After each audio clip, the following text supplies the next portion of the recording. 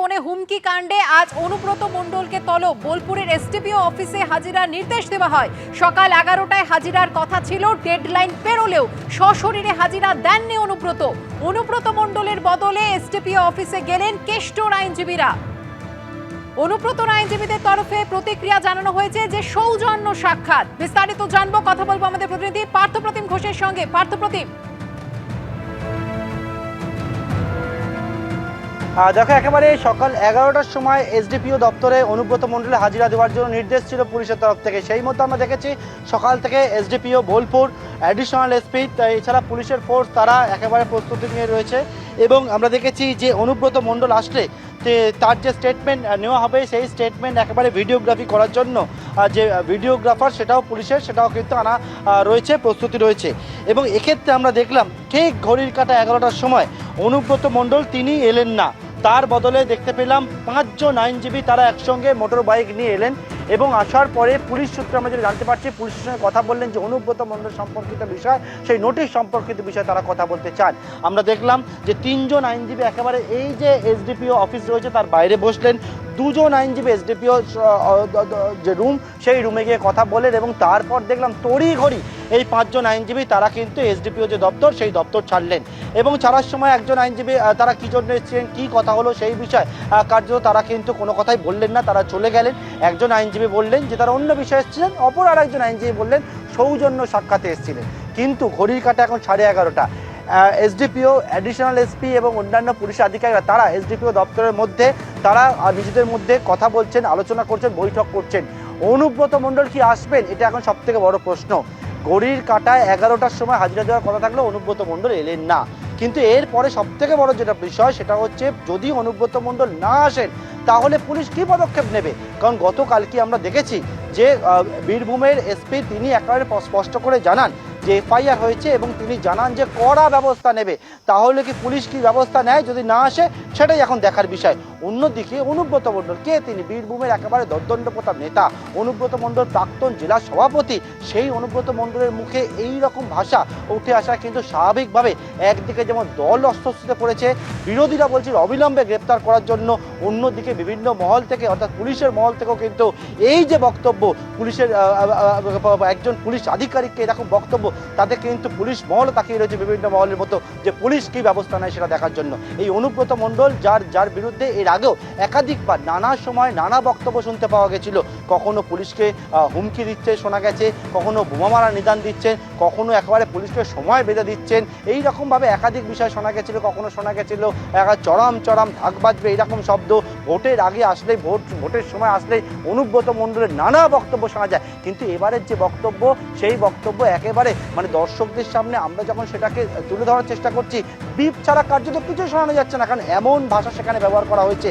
এবং তার পরিপ্রেক্ষিতেই এসডিপিও বোলপুর গোটা ঘটনা তদন্ত শুরু করেছেন। এফআইআর হয়েছে, অভিযোগকারী হচ্ছে কে, অভিযোগকারী হচ্ছে বোলপুর থানার ইন্সপেক্টর ইনচার্জ। তিনি অভিযোগ করেছেন তাকে একেবারে তাকে হুমকি দেওয়া হচ্ছে। একজন আইসিকে বলা হচ্ছে যে ঘর থেকে বের করে মারার কথা, একজন আইসিকে বলা হচ্ছে ওনার স্ত্রী এবং মায়ের সম্পর্কে। একেবারে পার্থপ্রতিম, আমরা শুনেছি সেই অডিও ক্লিপ, যার পর কিন্তু সমালোচনার ঝড় বয়ে গিয়েছে। এখন তোমার কাছে জানতে চাইবো যে আইনজীবীরা আসলেন, 5 জন আইনজীবী এসে চলে যাওয়ার পরে এখন এসডিপিও দপ্তরে কাদের বৈঠক হচ্ছে?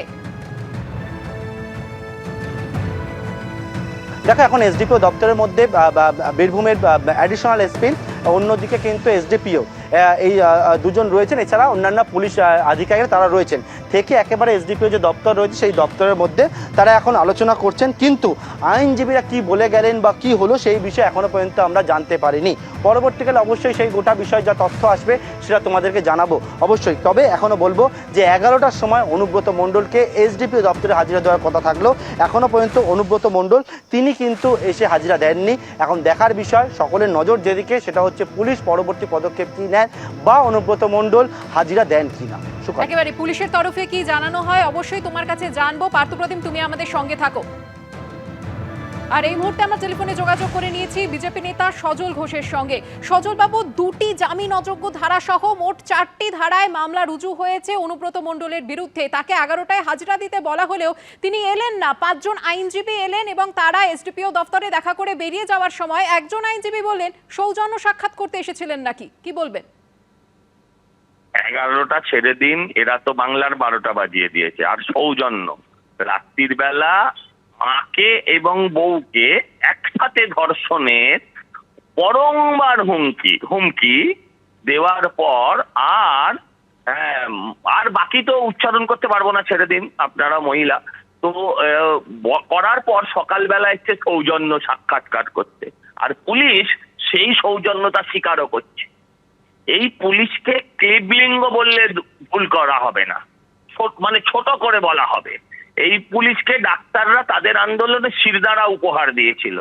শিরদাঁড়া নয়, ওদের অন্য কিছু উপহার দেওয়া উচিত ছিল। হ্যাঁ, ওদের অন্য কিছু উপহার দেওয়া উচিত ছিল।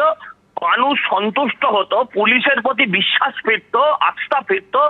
যেভাবে পুলিশের আইজিকে চুলের মুঠি ধরে টানতে টানতে নিয়ে আসবো যে বলেছিল, তাকে যদি দেখতাম পুলিশ চুলের মুঠি ধরে টানতে টানতে নিয়ে যাচ্ছে, তাহলে বুঝতাম পুলিশ বীরপুঙ্গব।